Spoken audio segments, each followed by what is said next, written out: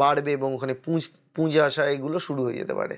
এবং এই যে প্রবলেমটা, এটা কিন্তু আলটিমেটলি অনেকের ক্ষেত্রেই দেখা যায় যে ক্রনিক ফিশার অনেকদিন ধরে ফেলে রেখেছেন, তো আস্তে আস্তে আস্তে আস্তে ওই জায়গাটা ইনফেকশন হয়ে গিয়ে পুঁজ হয়ে যাচ্ছে।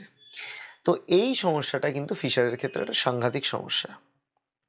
ফিশারে প্রচণ্ড যন্ত্রণা হয় এবং যখন এই ইনফেকশনটা হয়, পুঁজ হচ্ছে, তখন কিন্তু আস্তে আস্তে আপনার জ্বরও আসতে পারে, কারণ সেখানে একটা ইনফেকশন বেড়ে যাচ্ছে, রাইট? এবার আপনি বলবেন যে অন্যান্য জায়গায় কাটে সেটা সুস্থ হয়, তাই এটা কিভাবে সুস্থ হবে? যদি রোজ এটা ইউজ হয় তাহলে কিভাবে সুস্থ হবে? সুস্থ করা যায়, ন্যাচারাল উপায়েও সুস্থ হয়, কিন্তু সমস্যাটা কি হয়ে যাচ্ছে, ইন্টারনাল স্ফিংটার যেটা আমরা বলছি, ইন্টারনাল যে স্ফিংটারটা, সেই স্ফিংটারটা এতটাই টাইট হয়ে থাকে যে ওখানে যে ব্লাড সাপ্লাইগুলো, সেই সাপ্লাইগুলো ঠিক করে ব্লাড সাপ্লাই দিতে পারে না। এবার যে জায়গাটা মাসল টাইট হয়ে যাবে সেই জায়গায় ব্লাড সাপ্লাই ভালো করে হয় না। সেটা যে কোনো বডির এনি প্লেসে হতে পারে। যদি মাসল টাইটনেস থাকে তার ব্লাডের সাপ্লাই ঠিক করে হয় না। ব্লাডের সাপ্লাই যদি ঠিক করে না হয় তাহলে ওখানে অক্সিজেন ঠিক করে আসবে না, ওখানে অন্যান্য জিনিস ঠিক করে আসবে না, তার ফলে ওই টিস্যুটা হিল হয় না চট করে, তাড়াতাড়ি ওই টিস্যুটা হিল হবে না, ঠিক আছে? তো এই কারণে ওই জায়গাটা হিল হয় না। এবার ওই জায়গাটা যদি হিল করতে হয়, জায়গাটা যদি তাড়াতাড়ি ঠিক করতে হয়, আমাদের কি করা উচিত? কিভাবে আমরা ঠিক করতে পারবো?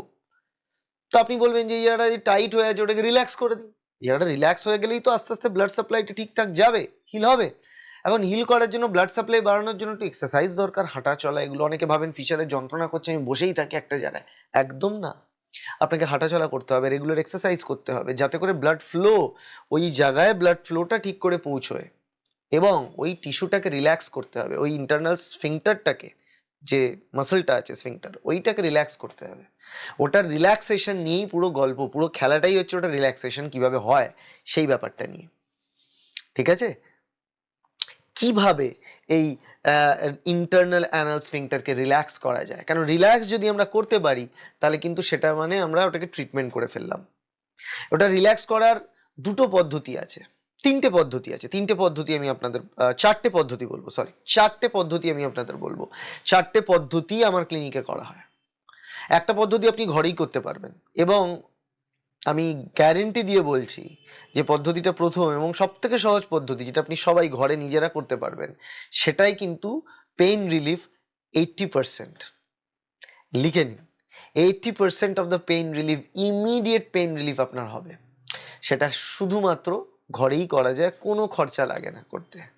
সেটা হচ্ছে একটু গরম জল, ফোটানো গরম জল, যতটা আপনি গরম জলে বসতে পারবেন পাছাটাকে চুবিয়ে, সেই ততটা অ্যামাউন্ট অফ গরম জলে একটা টাবের মধ্যে নিয়ে তার মধ্যে একটুখানি বিটাডাইন অয়েনমেন্ট, লোশন, যেটা, সরি, বিটাডাইন যে লোশনটা আছে ওটা ফেলবেন, গার্গলেরটা না, যেটা স্কিনে দেয় সেটা, সেই লোশনটা ফেলবেন এক চেপি দিয়ে, ওটার মধ্যে বসবেন। যতটা গরম আপনি সহ্য করতে পারেন ততটা, যতটা গরমে বসবেন তত বেশি আপনার আরাম হবে।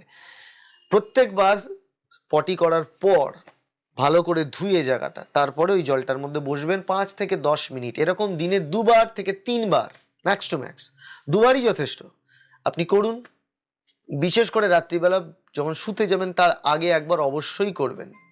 এটা আপনি করুন, দেখুন, যেই এটা আপনি করবেন ইমিডিয়েট আপনি রিলিফ পাবেন, ইমিডিয়েট রিলিফ আপনার হবে। এটা কিন্তু ঘটনা, এটা আপনি করে দেখতে পারেন, ইমিডিয়েট রিলিফ আপনার আছে। এবার আমি আসবো তৃতীয় পয়েন্ট মানে থার্ড যে রোগটা এখানে খুবই কমন, সেটা হচ্ছে ফিস্চুলা, অ্যানাল ফিস্চুলা। এবার ফিস্চুলাটা কি?